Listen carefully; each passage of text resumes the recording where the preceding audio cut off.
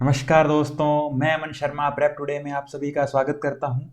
और आप मुझे भटनेर आईएएस पर भी देख पा रहे होंगे।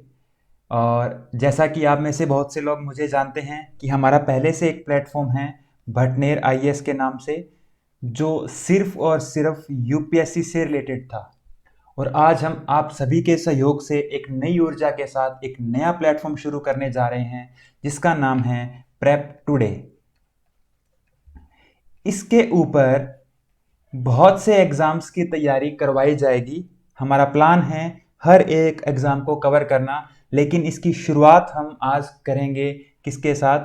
एसएससी सीजीएल, जो मोस्ट ऑफ दी आप कह सकते हैं कि बहुत से बच्चों के अंदर जो मोस्ट ऑफ दी जो बच्चे हैं, कैंडिडेट्स हैं, उनके बीच में क्या है कि बहुत ज़्यादा पॉपुलर है एसएससी का सीजीएल का एग्ज़ाम।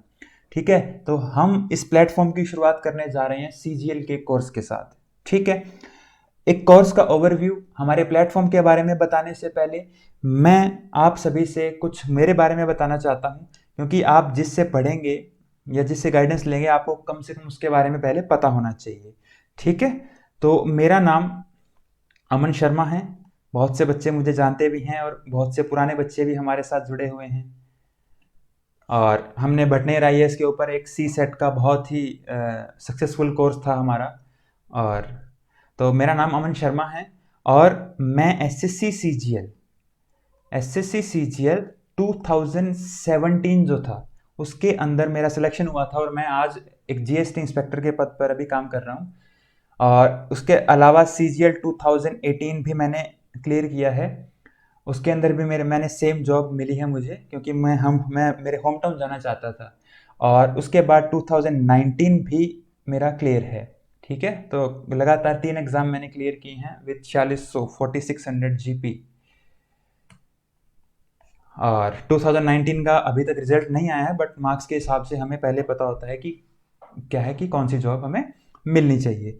ओके, तो ये था कुछ मेरा छोटा सा डिस्क्रिप्शन था, ताकि आप लोगों का विश्वास बना रहे मेरे पे, है ना। तो आइए अब बात करते हैं हम हमारे प्लेटफॉर्म के बारे में। देखिए, प्लेटफॉर्म हमारा है प्रेप टुडे, जिसकी हम आज शुरुआत करेंगे। और इसकी शुरुआत हमने एसएससी सीजीएल से क्योंकि क्योंकि सीजीएल एक जो है, मैंने आपको अभी बताया जैसे कि बहुत ही कॉमन एग्जाम है। ठीक है, और बहुत से लोगों का फेवरेट भी है।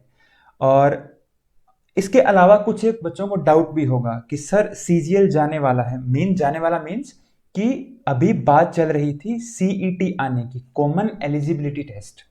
ओके, तो कह रहे थे कि एसएससी बैंक और ये जो रेलवे वगैरह के एग्जाम है इन सभी को हटा दिया जाएगा, और एक सीईटी का एक कॉमन एक क्या है कि एग्जाम क्या है लाया जाएगा। ओके, तो क्या है कि सीईटी अभी तक तो कुछ है ही नहीं, है ना। अभी तक ना तो कोई सिलेबस है, गवर्नमेंट की क्या पॉलिसी है, पॉलिसी मीन्स इनकी क्या स्ट्रेटेजी है, किस तरीके से एग्जाम कंडक्ट करवाएंगे, क्या सिलेबस रहेगा, अभी तक कुछ भी नहीं आया है ना। जब कुछ भी नहीं आया है तो आप ये मान सकते हैं, जहां तक हमारा आइडिया है 99% एसएससी सीजीएल की वैकेंसी आएगी, इस महीने आएगी। इस महीने मतलब दिसंबर के महीने में आनी चाहिए। 1% के लिए मान लेते हैं कि हम गलत भी होते हैं, तो सीईटी का एग्जाम होगा, और सीईटी का जो एग्जाम होगा वो एसएससी सीजीएल के ऊपर ही बेस्ड होगा, क्योंकि जैसा कि सीडीएस है और भी गवर्नमेंट जो एग्जाम करवाती है, सेंट्रल गवर्नमेंट जो एग्जाम करवाती है, उनका सिलेबस लगभग लगभग सेम रहता है। ठीक है, तो मोस्ट ऑफ द हमारा मानना ये है कि मोस्ट ऑफ द जो सिलेबस है वो आपका जो क्या रहेगा वो सेम रहना चाहिए। ठीक है, अभी मैं बताता हूँ क्या सिलेबस, किस तरीके से एग्जाम होता है, क्या होता है, मैं सारा आपके साथ आज डिस्कस करने वाला हूँ। ये वीडियो है ही हमारी इस चीज़ के ऊपर कि एसएससी क्या है, सीजीएल के बारे में क्या है, क्या बातें आपको नहीं पता, क्या बातें आपको पता हैं, तो उसके बारे में हम बात करेंगे। ठीक है, तो उससे पहले मैं आपको बता दूं कि एसएससी क्या है। सीजीएल के बारे में जानने से पहले आपको ये पता होना चाहिए एसएससी क्या है। ठीक है, एसएससी एक सेंट्रल गवर्नमेंट की संस्था है। हालांकि आजकल सभी बच्चों को पता होता है, तो ज़्यादा बोर नहीं करूंगा आपको, मैं 1 या 2 मिनट के अंदर मैं आपको सारा कुछ बता दूंगा। ठीक है, स्टाफ सिलेक्शन कमीशन, जैसा कि स्टाफ से ही पता लग रहा है। ठीक है, इसमें क्या है कि जो स्टाफ्स हैं, यानी कि बी ग्रेड सी ग्रेड के जो ऑफिसर्स होते हैं, उनकी रिक्रूटमेंट यहाँ से की जाती है। ठीक है, स्टाफ सिलेक्शन कमीशन ये बहुत से एग्जाम करवाती है। बहुत से एग्जाम मतलब 10th लेवल पे करवाती है, जिन बच्चों ने सिर्फ 10th पास की है, 12th लेवल पे करवाती है। उसके अलावा ये ग्रेजुएशन लेवल पे भी करवाती है, और भी बहुत सारे एग्जाम हैं। पहले पहले ये फूड कॉरपोरेशन का भी एग्जाम, उस मतलब क्या है कि एसएससी करवाती थी, अब नहीं करवाती, पहले की बात है वो। ठीक है, सीपीओ का एग्जाम करवाती है, और भी बहुत से एग्जाम हैं छोटे मोटे। ठीक है, वो बहुत से एग्जाम ये करवाती है, जिसमें से मोस्ट ऑफ द कॉमन जो एग्जाम्स होते हैं वो यही चार है जो मैंने लिखे हैं। ठीक है, 10th लेवल का एग्जाम आता है एमटीएस के नाम से, मल्टीटास्किंग स्टाफ।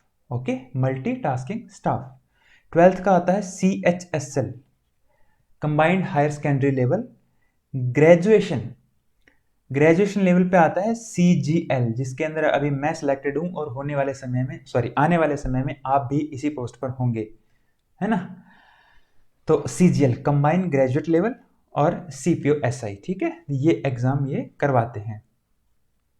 तो मेन जो इनका एग्जाम होता है वो यही होता है, कौन सा, ग्रेजुएशन। सारे एग्जाम इंपॉर्टेंट है, सारे एग्जाम जरूरी है हर बच्चे के हिसाब से, लेकिन मैं बता रहा हूँ कि जो इनकी सबसे अच्छी जॉब मानी जाती है वो ये है कि ग्रेजुएशन लेवल पे जो एग्जाम होता है सीजीएल का, इसके अंदर मानी जाती है। ठीक है, तो हमने एसएससी सीजीएल ही क्यों चुना? एसएससी सीजीएल चुनने का रीजन ये था कि इसमें आपका सारा सिलेबस कवर हो जाएगा, है ना। सीपीओ का भी इस सिलेबस आ जाएगा, सीएचएसएल का भी सिलेबस आ जाएगा। लेवल कम ज़्यादा होते हैं, ठीक है, लेकिन सारा का सारा सिलेबस, मोस्ट ऑफ द जो सिलेबस होता है वो सीजीएल के सिलेबस में कवर हो जाता है। ठीक है, और मोस्ट ऑफ द कैंडिडेट का सपना भी यही होता है कि हमें सीजीएल, यूपीएससी तो है, यूपीएससी के बाद बच्चों का सपना सीजीएल ही होता है कि हमें सीजीएल क्रैक करना है। कंबाइंड ग्रेजुएट लेवल का एग्जाम हमें क्या करना है, क्रैक करना है। ओके, तो ये चीज़ें हैं। तो अब मैंने आपको एचएससी के बारे में बताया, अब मैं बात करता हूँ सीजीएल के बारे में। ओके, देखिए सीजीएल का सिलेबस पहले देख लेते हैं कि कितने टायर में पेपर होता है। इसके टोटल कितने टायर होते हैं? इसके टोटल 4 टायर होते हैं। टोटल कितने होते हैं? 4 टायर होते हैं। टायर 1 जिसको प्री बोलते हैं, टायर 2 ये प्री होता है, ये मेंस होता है, और डिस्क्रिप्टिव होता है टायर 3, और टायर 4 जो होता है वो क्या होता है, स्किल टेस्ट होता है आपका। ठीक है, ये 4 होते हैं, 4 के अलग अलग, 4 टायर का मतलब 4 चरण है इसके, प्री, मेंस, डिस्क्रिप्टिव और क्या है, स्किल टेस्ट। ठीक है, तो ये चीज है। अभी अभी मैं आपको सीजीएल का एग्जाम का बता रहा हूं, उसके बाद मैं आपको बताऊंगा कि स्ट्रेटेजी क्या रहेगी, आपकी स्ट्रेटेजी क्या रहनी चाहिए, हम क्या पढ़ाएंगे। ठीक है, मतलब हमारी स्ट्रेटेजी क्या रहेगी, आपकी क्या होनी चाहिए, कौन सी लैंग्वेज में कोर्स होगा, फीस कितनी रहेगी, आपको सारी बातें बताऊंगा। आप मेरे साथ बने रहिए 10 से 15 मिनट के लिए, आपकी एक एक आपका डाउट मैं यहाँ से क्लियर करके जाऊंगा। ठीक है, प्री का एग्जाम, ठीक है, प्री के एग्जाम का सिलेबस क्या है? सिलेबस मींस सिर्फ मैं बात करूंगा सब्जेक्ट्स की, सिलेबस उसके बाद बात करेंगे। ठीक है, तो प्री के अंदर क्या आते हैं, मैथमेटिक्स, ओके, रीजनिंग, रीजनिंग के बाद इंग्लिश और जीएस। ये प्री की बात कर रहा हूं मैं, ठीक है, मैथ्स, रीजनिंग, इंग्लिश और जीएस। ओके, मेंस की बात करें तो, मेंस की बात करें तो ये होता है मैथ्स और इंग्लिश, सिर्फ 2 ही पेपर होते हैं मैथ्स, और इसमें 2 ही क्या होते हैं, सब्जेक्ट होते हैं, मैथ्स और इंग्लिश। डिस्क्रिप्टिव होता है, स्किल टेस्ट है। मैं बताता हूँ ये सारे क्या हैं, इनके बारे में मैं भी बात करूंगा अलग से, प्री, मेंस, डिस्क्रिप्टिव और स्किल टेस्ट अलग से बात करता हूँ, है ना। सबसे पहले बात करते हैं प्री की। तो प्री के अंदर क्या है आपके पास, मैथमेटिक्स है, जो कि आपको मैं पढ़ाऊंगा। ठीक है, मैं जो क्या है, मैथ्स का सिलेबस आपका मैं कवर करवाऊंगा। उसके बाद में क्या है, रीजनिंग। रीजनिंग के भी एक बहुत ही हमारे अच्छे टीचर हैं, आपको पता होगा, जिनको जानते होंगे आप, दीपक सर, दीपक गोयल सर हैं। ओके, बहुत से कैंडिडेट उनको जानते होंगे, बहुत अच्छे से जानते होंगे, है ना। मैथ्स मैं करवाऊंगा, रीजनिंग हमारे क्या है, दीपक सर करवाएंगे, और उसके अलावा जो भी टीचर्स हैं, ठीक है, उनका नाम आपको बताया जाएगा। 1 से 2 दिन के अंदर आपको सारे के सारे सब्जेक्ट्स, कौन कौन पढ़ाएगा और उसकी टाइमिंग क्या रहेगी। ठीक है, उनकी टाइमिंग क्या रहेंगी। हिमानी मैम है हमारे जीएस के, जो क्या कहेंगे, करंट अफेयर जो पढ़ाएंगे। ठीक है, और जीएस का हर टीचर हमारा अलग अलग होगा, हिस्ट्री, जियोग्राफी, सारा सिलेबस आपका कवर करवाया जाएगा। ठीक है, तो आप वो चिंता मत कीजिए। तो मैथ्स मैं पढ़ाऊंगा, रीजनिंग दीपक सर, बाकी जो मैं क्या है कि 2 दिनों के अंदर आपको सारे पता लग जाएंगे, कौन सा टीचर कौन सा सब्जेक्ट पढ़ाएगा। ठीक है, और क्लासेस की आपकी टाइमिंग क्या रहेंगी। ठीक है, रीजनिंग उसके अलावा बाद में इंग्लिश, और उसके अलावा बाद में जीएस। ओके, हर जो सब्जेक्ट है वो 25 मार्क्स कैरी करता है। हर सब्जेक्ट 25 क्वेश्चन कैरी करता है। हर एक क्वेश्चन जो होता है, पहले तो ये देखिए कितने क्वेश्चन हो गए टोटल। टोटल ये हमारे 100 क्वेश्चन हो गया ना, यहाँ से लेके, और ये टोटल जो कितने हो गए 100 क्वेश्चन, और ईच क्वेश्चन जो है वो 2 मार्क्स कैरी करता है। इस तरीके से हमारा एग्जाम जो होता है प्री का, वो 200 नंबर का होता है। ठीक है, 200 नंबर का होता है, और इसमें टाइम कितना मिलता है आपको? इसमें टाइम मिलता है आपको 1 आवर का टाइम मिलता है। 100 क्वेश्चन, 2 नंबर का क्वेश्चन, 200 नंबर का पेपर, और 1 घंटा आपको मिलेगा। ठीक है, 60 मिनट्स आपको दिए जाएंगे। 60 मिनट्स में आराम से बहुत ही इजीली पेपर हमारा हो जाता है, इसमें कोई ज़्यादा बड़ी दिक्कत नहीं आती। ठीक है, इतनी बात समझ में आ गई आपके? ये हमारे प्री का एग्जाम होता है। मेंस की बात करूं तो मेंस के अंदर क्या होता है, एक होता है हमारा मैथमेटिक्स, एक होता है हमारा इंग्लिश।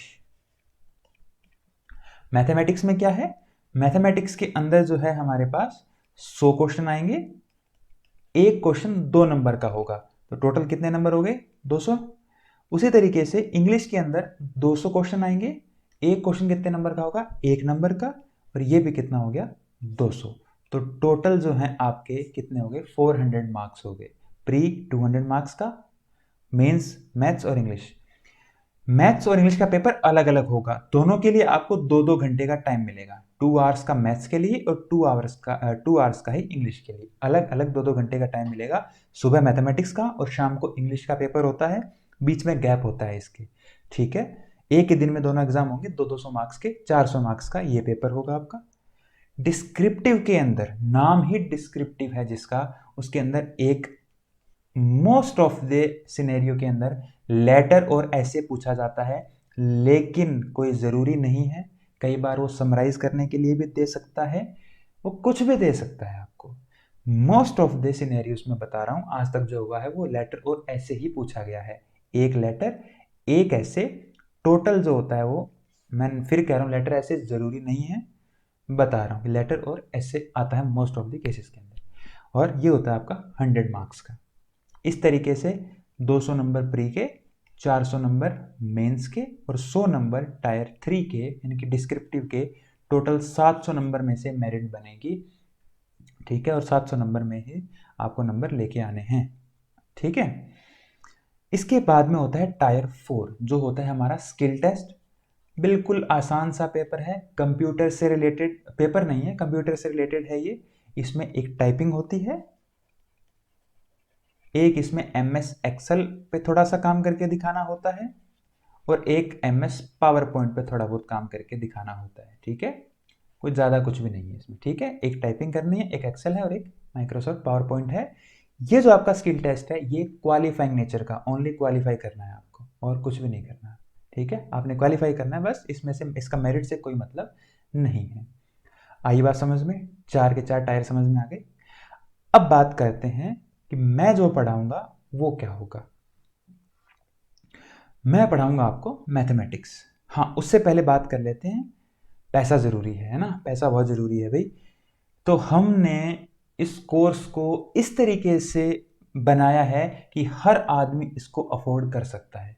ठीक है ना, हर आदमी इसको अफोर्ड कर सकता है, हर बच्चा अफोर्ड कर पाएगा, क्योंकि हमने इसका प्राइस इस क्वालिटी के साथ, मिलने को तो कुछ भी मिल जाता है बाजार में, इस क्वालिटी के साथ मैं दावा करता हूँ आपसे कि ये सबसे कम पैसे में मिलेगा आपको। इसका जो प्राइस है वो 2000 से भी कम रहने वाला है। इसका प्राइस 2000 से भी कम रहने वाला है। और मैं आपको एक बात बता दूं, पैसों को देख के आप कहीं ये मत समझिएगा क्या कि सर 2000 से कम में तो क्या बढ़ाओगे आप, है ना। क्वालिटी से कॉम्प्रोमाइज़ नहीं होगा। ये 2000 रुपये सिर्फ और सिर्फ हमने इसलिए रखा है ताकि हर बच्चा, 2000 रुपये नहीं, 2000 से कम रहेगा। ठीक है, तो आपको 2 दिनों में पता लग जाएगा, 2000 से कम रहेगा।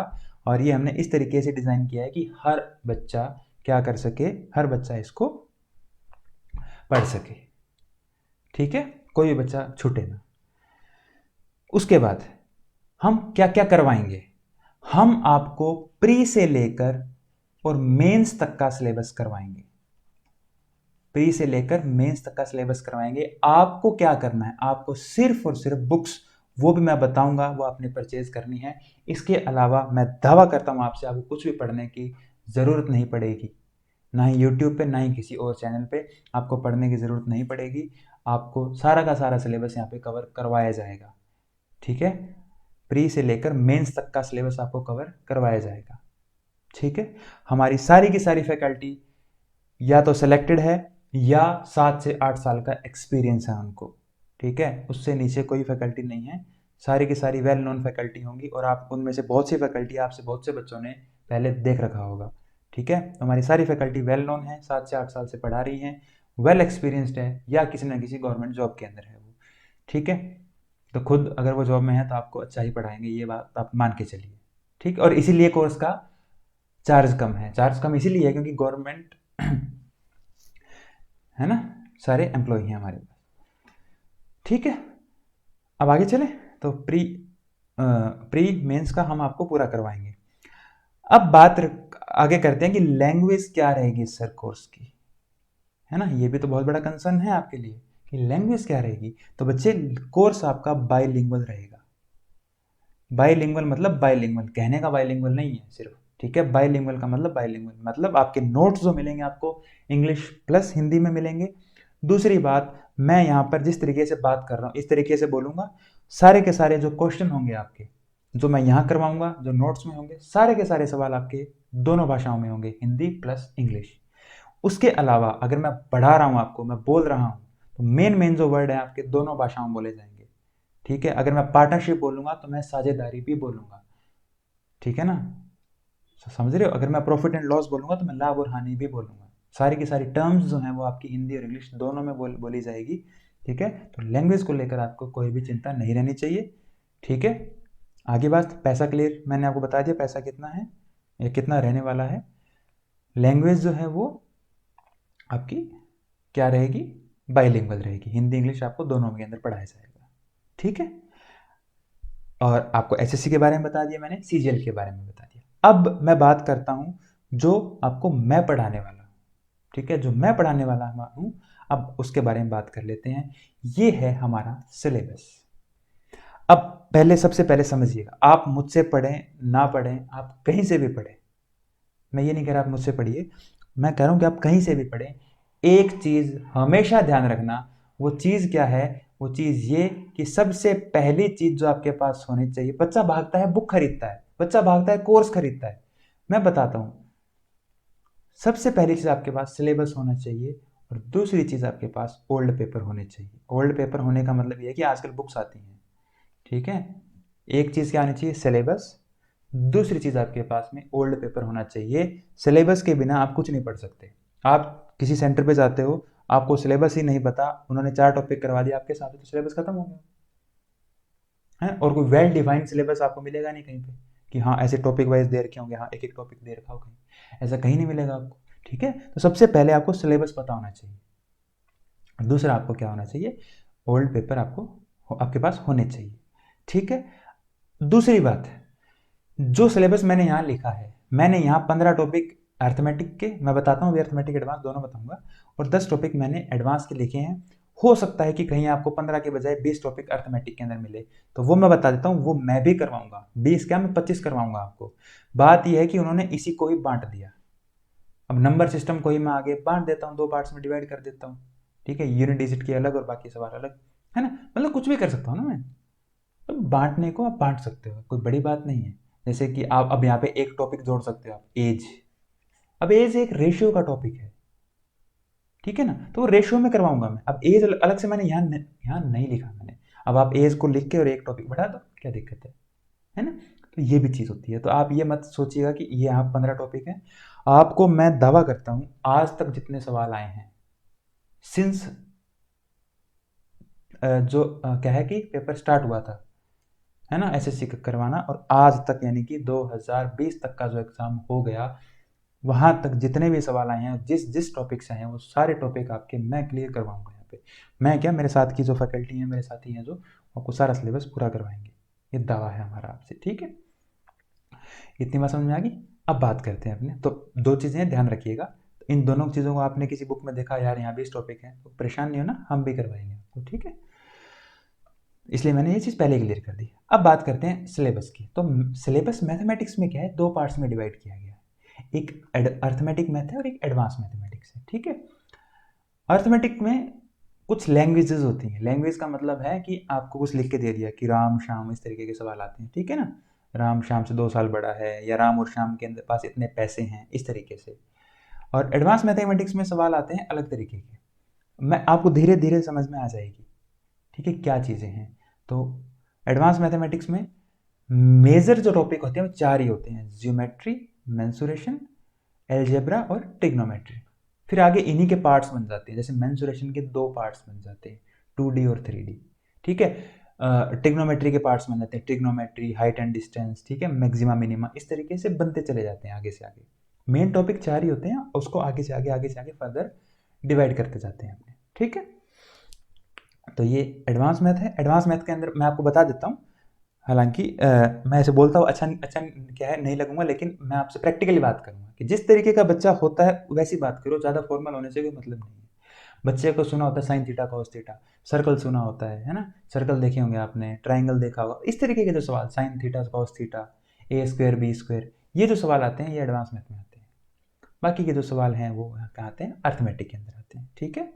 अर्थमेटिक में अब देखो मैंने यहाँ इस तरीके से लिखा है इंग्लिश और हिंदी, तो आप मैं यही आपको समझाना चाह रहा था कि आपको दोनों हिंदी और इंग्लिश दोनों अलग अलग करवाए जाएंगे, और इसी सीक्वेंस में करवाए जाएंगे जिस सीक्वेंस में मैंने यहाँ लिख रखा है, ठीक है।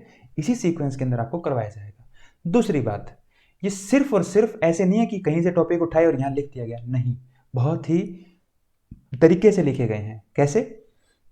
आप रेशियो के बिना परसेंटेज नहीं कर सकते। नहीं कर सकते का मतलब क्या है, मैं ये नहीं कह रहा कि नहीं हो ही नहीं सकता, हो सकता है, लेकिन चीज़ें धीरे धीरे धीरे धीरे ईजी होती चली जाती हैं अगर वो स्टेप बाय स्टेप हो।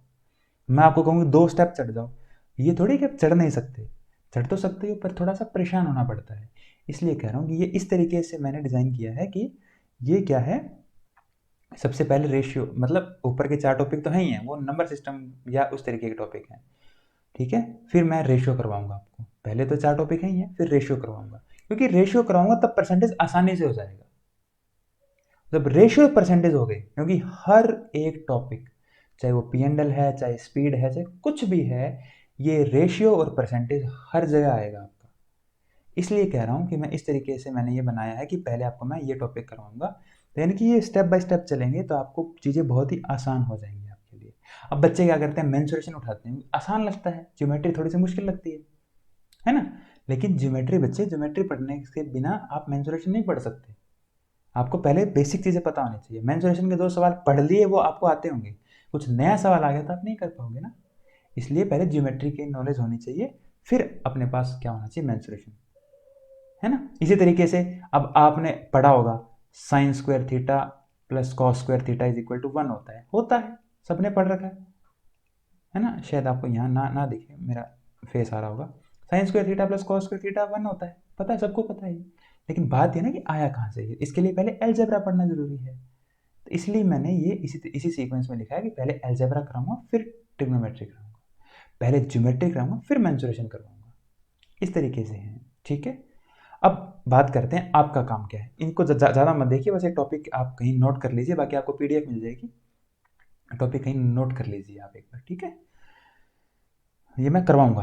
अब मैं किस तरीके से पढ़ाऊंगा, इन टॉपिक्स को किस तरीके से पढ़ाऊंगा। जैसे मैं अगर रेशियो पढ़ा रहा हूँ, तो रेशियो अगर मैं पढ़ा रहा हूँ तो मैं पहले रेशियो का बेसिक सवाल नहीं लूंगा, मैं पहले बेसिक समझाऊंगा आपको। रेशियो क्या है, किस तरीके से काम आता है, कहाँ काम आता है, क्यों काम में लेते हैं, तो ये बेसिक होता है। फिर हम इनको टाइप वाइज पढ़ेंगे, है ना, यानी कि एक टाइप के सवाल, पहले 10 सवाल एक साथ करेंगे, फिर एक टाइप चेंज करेंगे, उसके अंदर फिर अलग से करेंगे। और जब सारी, मान लो एक टॉपिक के अंदर 10 टाइप्स हैं, यानी कि 10 तरीके के सवाल बनते हैं, तो ये 10 तरीके के सवाल पढ़ेंगे पहले, हर तरीके का 5-5 6-6 सवाल, 10 तरीके पढ़ेंगे, और फिर हम उनके बड़े से बढ़िया जो मेंस लेवल के एग्जाम के सवाल हैं वो हम करेंगे, ठीक है। ये बात आपको समझ में आ गई। तो ये चीज़ें हैं, ठीक है। तो इस तरीके से हमारा ये सिलेबस डिज़ाइन किया हुआ है। अब बात आती है कि इसके अलावा आपको सब कुछ मिलेगा। सब कुछ मिलेगा मतलब एसएससी सीजीएल में नौकरी लगने के बाद क्या होता है, बीच बीच में ना आपको मोटिवेशनल सेशंस मिला करेंगे कि जॉब लगने के बाद किस तरीके की लाइफस्टाइल होती है लोगों की, आपको नए नए लोगों से मिलवाएंगे। सैलरी स्लिप है, कितनी सैलरी होती है। अब बहुत से बच्चे पढ़ते हैं 2400 जीपी है, बिट्टू को तेरा तेरा जीपी यानी ग्रेड पे कितना है, 2400 है। वो कहता है मेरा 2800 है, मेरा 4600 है। लेकिन अब है क्या ये, ठीक है, सैलरी किस तरीके से बनती है, तो ये वो है, सिलेबस तो हमारा है ही है, लेकिन उसके अलावा जो आपको बेसिक चीज़ें पता होनी चाहिए, जो आपको मोटिवेशन देती हैं, वो भी आपको करवाई जाएंगी। ठीक है ना। तो जो वो तो क्वालिटी जो कोर्स की रहेगी वो तो रहेगी, इसके अलावा कह रहा हूँ कि जो एक्स्ट्रा चीज़ें हैं आपको एक्स्ट्रा, वो भी आपको बताई जाएंगी यहाँ पे। ठीक है। अब बात कर लेते हैं थोड़ी सी बच्चे का सबसे अच्छा क्वेश्चन। मैं हर हर जब मैं जहाँ भी जाता हूँ एक बच्चा एक ही सवाल पूछता है मुझसे कि सर मैं बुक्स कौन सी लाऊं। तो बच्चे एक ही बात बोलूँगा मैं, आप वो बुक लाइए जिसमें पुराने सवाल हों। मैं बता देता हूँ, मुझे कोई शर्म नहीं है बताने में।